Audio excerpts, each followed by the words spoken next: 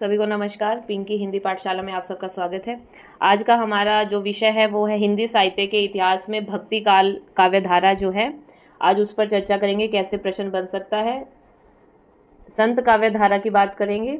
भक्तिकालीन काव्यधाराओं का संक्षिप्त परिचय दीजिए तथा प्रमुख संत कवियों के संक्षिप्त परिचय के आधार पर संत काव्य के वैशिष्ट्य पर प्रकाश डालिए।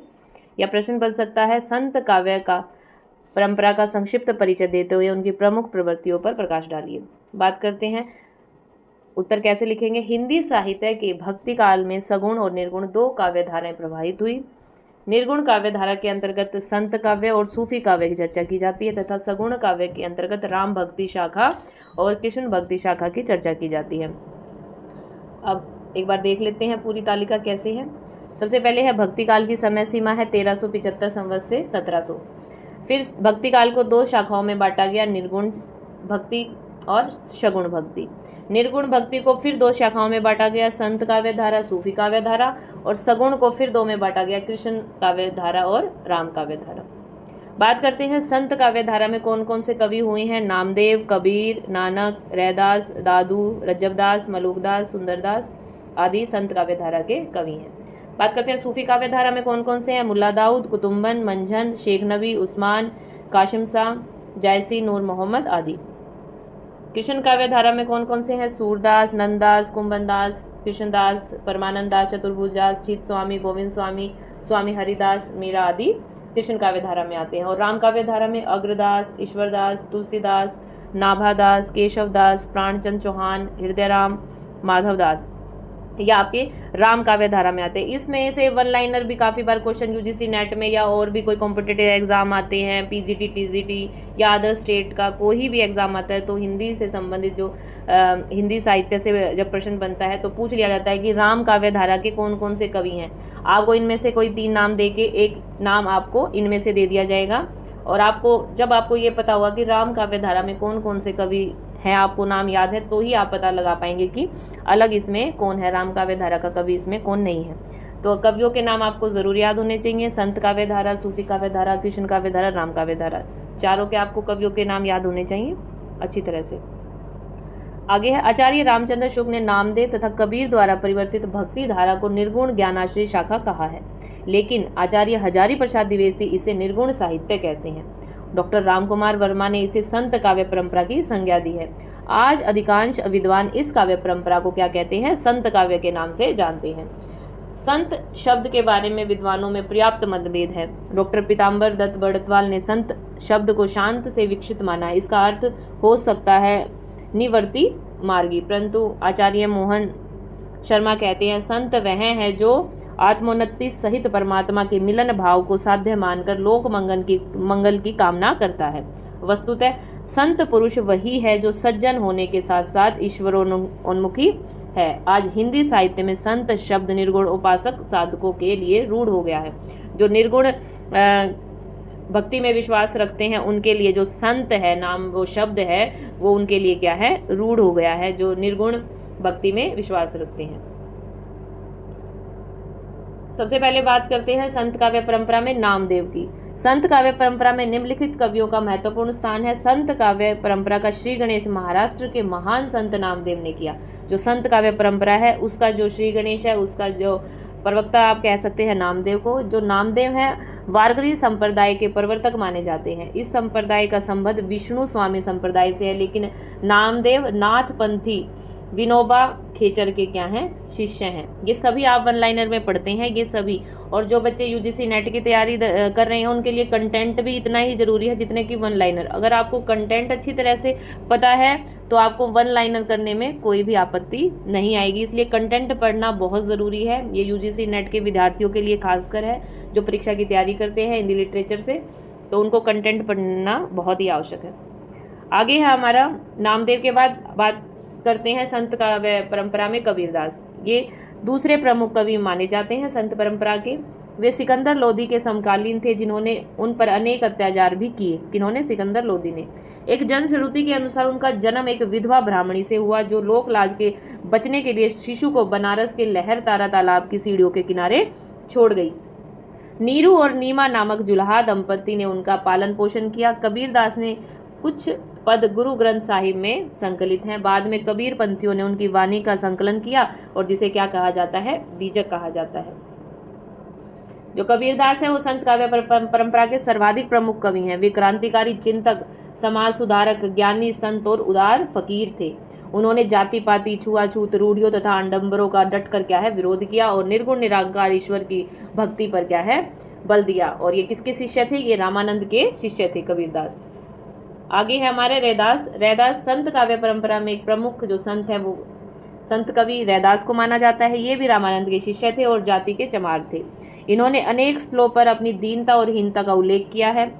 गुरु ग्रंथ साहिब में इनके लगभग 100 पद संकलित हैं।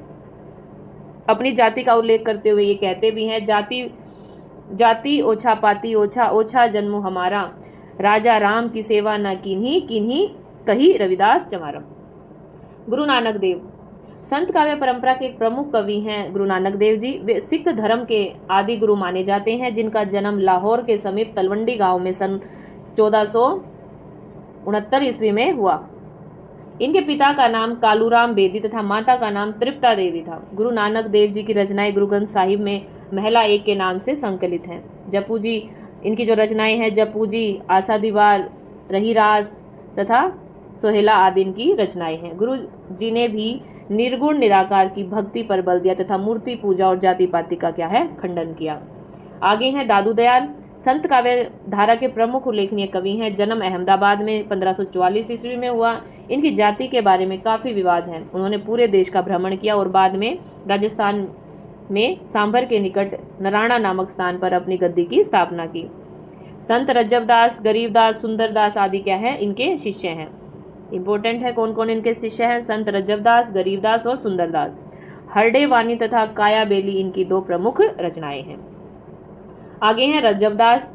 दादू दयाल के ये शिष्य हैं। उनका जन्म राजस्थान के सांगानेर के एक प्रतिष्ठित परिवार में सन 1567 ईस्वी में हुआ। बानी और सावर्णी इनकी 2 प्रसिद्ध उल्लेखनीय काव्य रचनाएं हैं। भक्ति और प्रेम का वर्णन करने में इनको अभूतपूर्व सफलता मिली है। मलुकदास संत काव्यधारा के प्रसिद्ध कवि हैं। जन्म 1574 में इलाहाबाद के पास एक कड़ा नामक स्थान पर हुआ।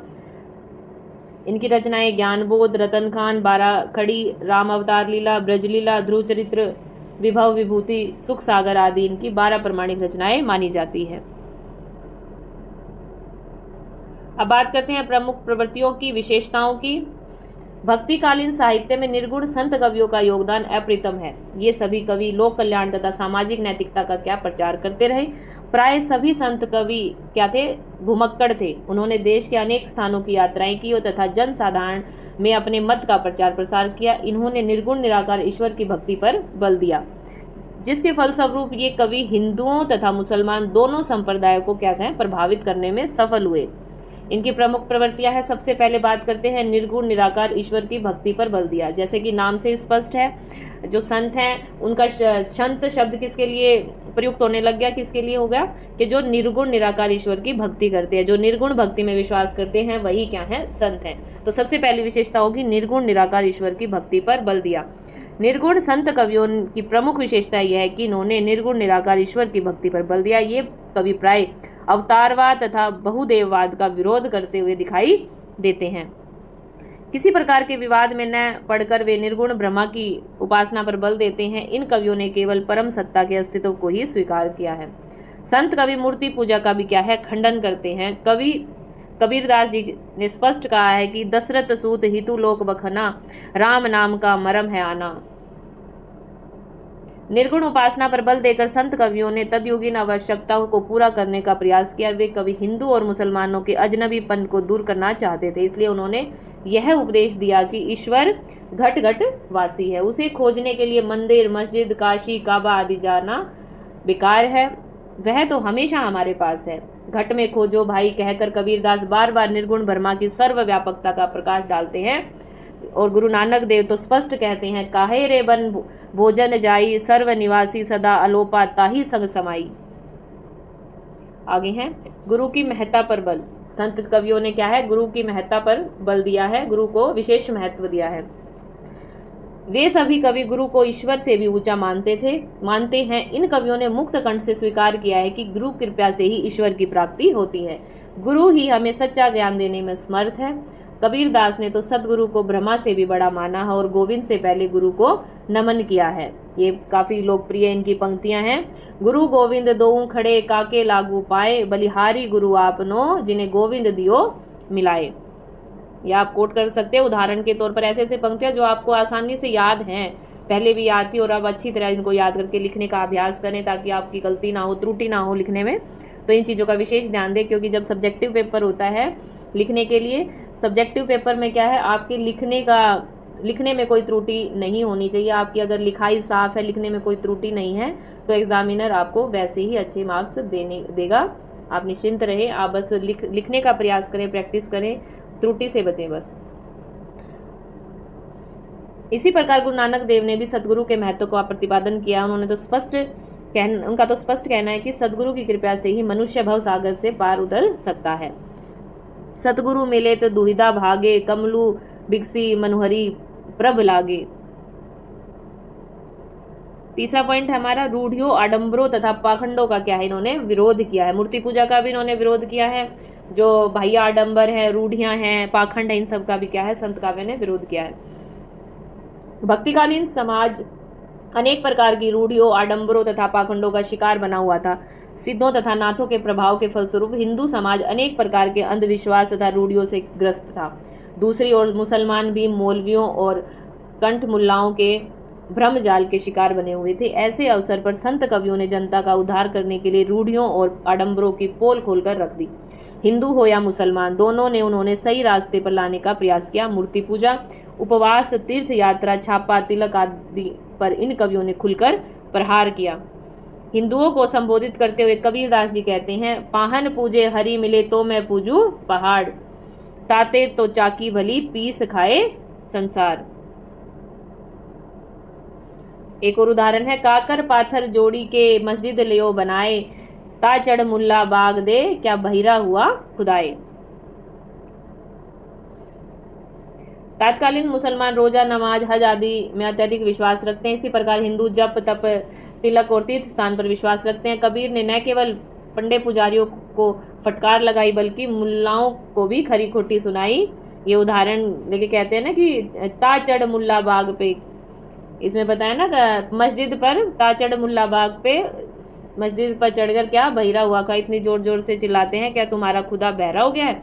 तो क्या है, इन्होंने मुल्लाओं को भी खरी खोटी सुनाई है।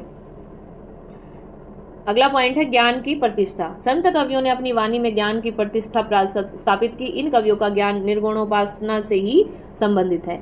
जहाँ सगुण की उपासना में मूर्ति पूजा का महत्व है, वहाँ निर्गुण उपासना में ब्रह्मा का महत्व है। लेकिन संतों का ज्ञान शास्त्रीय ज्ञान न होकर आत्मीय ज्ञान है, जिसे उन्होंने साधना और अनुभव से प्राप्त किया था। सभी संत कवि ज्ञान की चर्चा करते हैं क्योंकि उनकी सोच उच्च कोटि की थी। निर्गुण संबंधी उनका ज्ञान व्यवहारिक ज्ञान कहा जा सकता है। कबीर तो बार बार अपने अनुभव की चर्चा करते हुए कहते हैं, तेरा मेरा मनवा कैसे इक होई रे, मैं कहता हूँ आँखिन की देखी, तू कहता कागज की लेखी। Very important.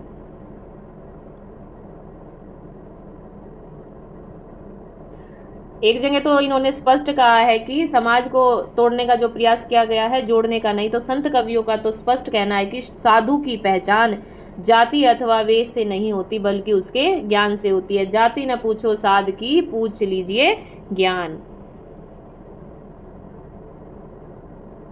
अगला हमारा पॉइंट है जाति पाति तथा वर्ण व्यवस्था का विरोध। प्राय सभी संत कवि सामाजिक और नैतिक मर्यादा को अधिक महत्व देते हैं, इसलिए उन्होंने वर्णगत भेदभाव और जातिगत भेदभाव को स्वीकार किया। इतना तो निश्चित है कि तत्कालीन वर्ण व्यवस्था के कारण हिंदू समाज ब्राह्मण, क्षत्रिय, वैश्य और शूद्र 4 वर्णों में बटा हुआ है। संत कवियों ने यह अनुभव किया कि वर्ण व्यवस्था के कारण ही हिंदू समाज में अनेक रूढ़ियां और अंधविश्वास उत्पन्न हो चुके हैं। इसलिए इन कवियों ने जाति पाति, ऊंच नीच तथा छुआछूत को अस्वीकार करते हुए तथाकथित सवर्णों को फटकार लगाई। कबीरदास ने यह घोषणा की कि सभी मनुष्य एक ही रक्त से बने हैं, अतः कोई ब्राह्मण नहीं, कोई शूद्र नहीं, सभी उस परमात्मा के बनाए हुए बंदे हैं। कबीरदास ने वैष्णव और मुसलमानों दोनों को फटकार लगाई। इनका प्रमुख कारण यह भी हो सकता है कि लगभग सभी संत कवि निम्न जाति में जन्मे थे। उधर भक्ति आंदोलन के विभिन्न आचार्यों ने भी जाति भेद और वर्ण भेद को अनुचित ठहराया है। ये लोग हिंदू और मुसलमानों में एकता की स्थापना करना चाहते थे।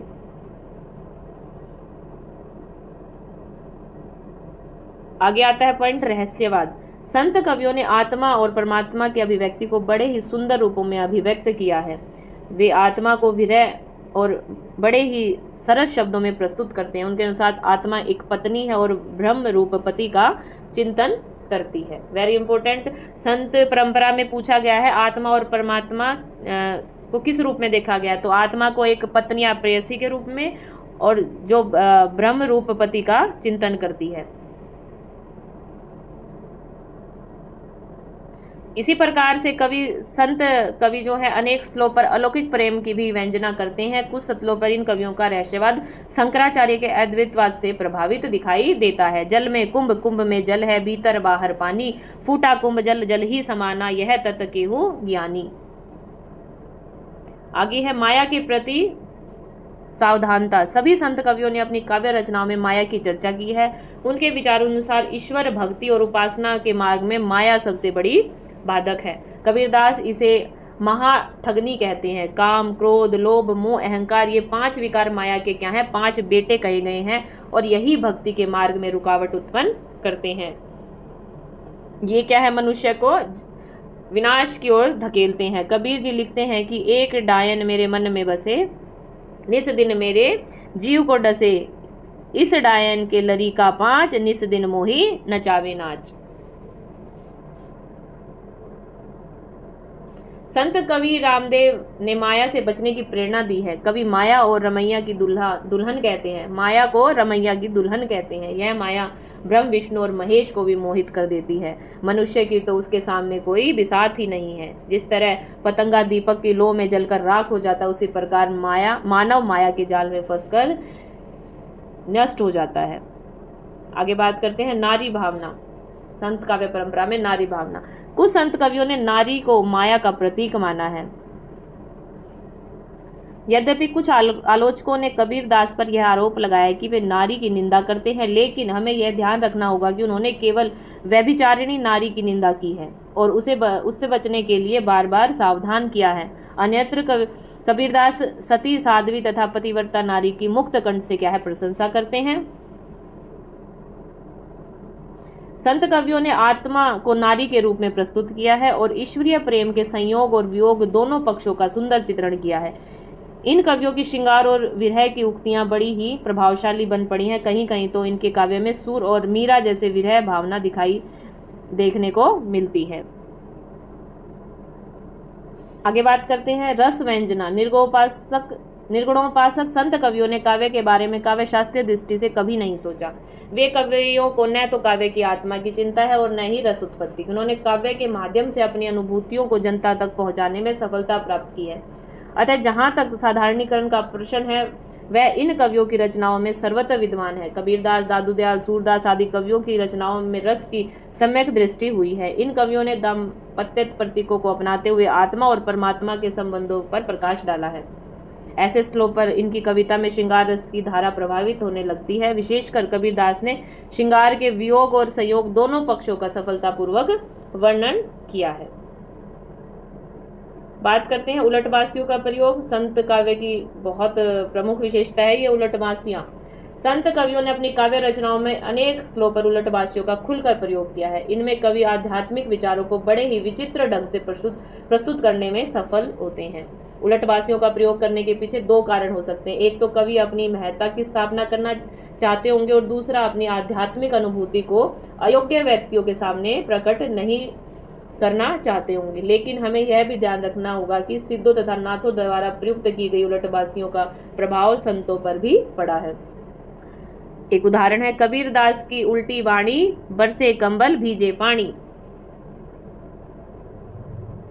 बकरी ब्याद खायो, हिरन खायो चीता, कागिल गया फांदिया, बटेरे बाज जीता। ये उलटबासियां हैं। कबीर ने मछली, पेड़, शेर, बकरी, बटेर, बाज आदि का प्रयोग करते हुए आध्यात्मिक अनुभूति को अभिव्यक्त किया है। आगे है सहज सरल भाषा का प्रयोग। प्राय सभी कवियों ने सहज सरल और सामान्य जनभाषा का ही प्रयोग किया है। ये कवि अपने विचारों को जन साधारण तक पहुंचाना चाहते थे।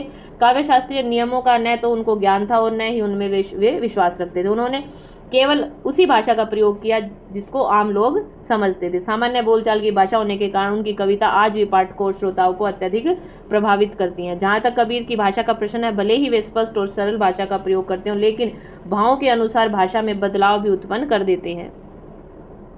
आचार्य हजारी प्रसाद द्विवेदी का कथन है, भाषा पर कबीर का जबरदस्त अधिकार था। वे वाणी के डिक्टेटर थे। भाषा की जिस बात को उन्होंने जिस रूप में प्रकट करना चाहे उसे उसी रूप में भाषा में कहलवा लिया है, बन गया है, तो सीधे सीधे, नहीं तो दरेरा देकर। भाषा कबीर के सामने लाचार सी नजर आती है। वेरी इंपॉर्टेंट कथन। आगे है, अपने विचारों को देश के कोने कोने तक पहुंचाने के लिए उन्होंने जन भाषा को ही उपयुक्त माना। सभी संत कवियों की भाषा पूर्णतः सहज और सरल है। कवि रैदास की भाषा देखिए, जाति ओछा पाती ओछा, ओछा जन्मु हमारा, राजा राम की सेवा न कीन्ही, कवि रविदास चमारा। अतः कवि पिंगल भाषाशास्त्र के नियम से सर्वथा अनभिज्ञ है, लेकिन फिर भी इन्होंने अनुप्रयास, उपमा, उत्प्रेक्षा, रूपक, अतियोक्ति आदि अलंकारों का खुलकर प्रयोग किया। दोहा, सोटा, सवैया, कवित्व, चौपाई आदि छंद भी कविता में प्रयुक्त हुए हैं। सारंग, धनाक्षी, भैरव आदि रागों का भी इन कवियों ने खूब प्रयोग किया। निश्चय ही संत कवियों का साहित्य भाषा और भाव दोनों दृष्टियों में उच्च कोटि का माना जाता है। ये थे हमारे भक्ति काल शाखा की संत काव्य परंपरा के बारे में हमने पढ़ा, जो कि एग्जाम की दृष्टि से काफ़ी महत्वपूर्ण है। उम्मीद है ये वीडियो आपके लिए लाभकारी होगी। और जो बच्चे चैनल पर नए हैं वो पिछली वीडियो प्लेलिस्ट में जाकर देख सकते हैं और चैनल को सब्सक्राइब कर सकते हैं ताकि नई वीडियोस आप तक पहुंच सके। मिलते हैं नेक्स्ट वीडियो में।